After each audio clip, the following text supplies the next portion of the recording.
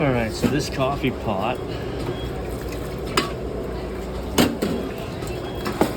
wouldn't dispense water at all this morning. So when they turn it on and then they hit start, and neither one would go. So this unit, interestingly, the fact that neither one would go, those are your water valves, but there's a water float switch in here, and this float switch operates the main inlet water valve. And you can see that contactor ain't getting it anymore. So, easy enough. We'll start with that. Float switches can get junked up. When that's down and not floating, it opens the inlet. Let's see if that'll dispense now, and it will. I'm gonna let that get done because it's on a weird timing thing, or else it'll overflow.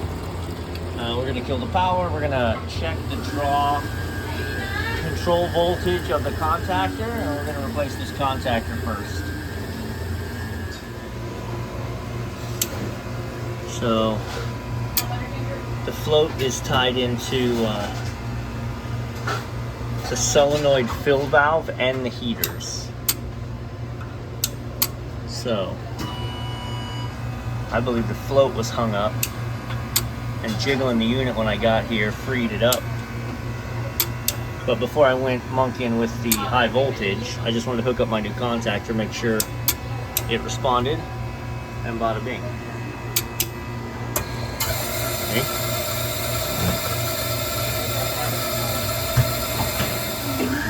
Alright, so the float just satisfied, and that shut down this.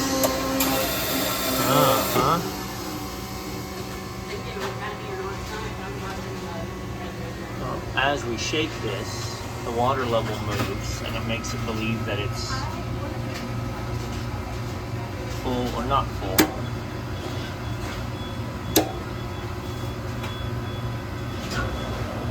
So at this point, it knows the water's full, so it does control both. So this is the float switch coming down,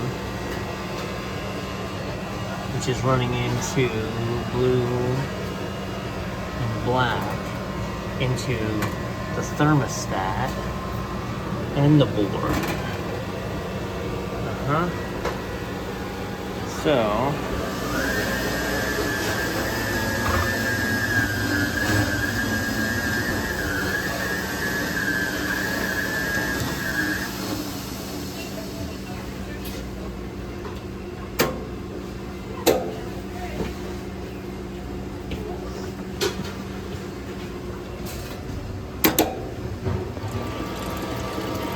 So as a test, as I'm drawing water out,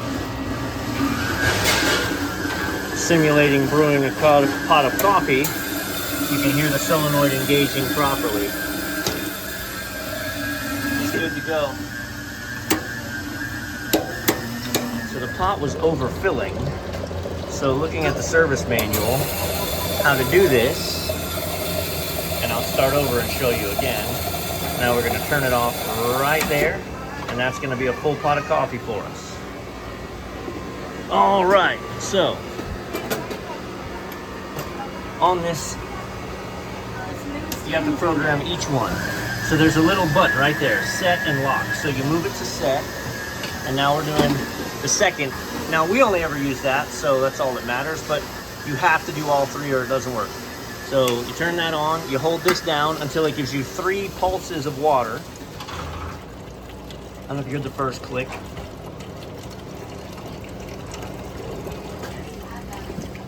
There's the second click. 1, 2, 3. There it is. Now I let this go.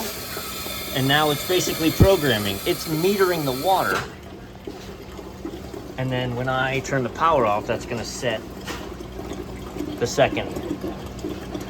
And this would be if you wanted it, if you had a larger pot, right? Depending on what we're using. I'm actually going to set it for just 1 pot on all 3 settings because they're never going to do anything other than that. Then I'll do it on the third, switch it back to lock, and then we'll just run a mode and see what happens. All right, we put it back in lock, set it to 1 pot, and hit go. Now we'll see if it fills to the appropriate level. It appears by the water flow.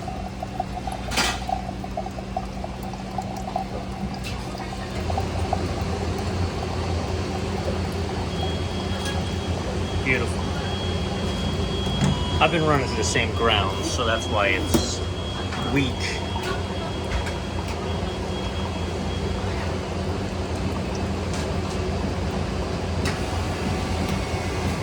Bada bing.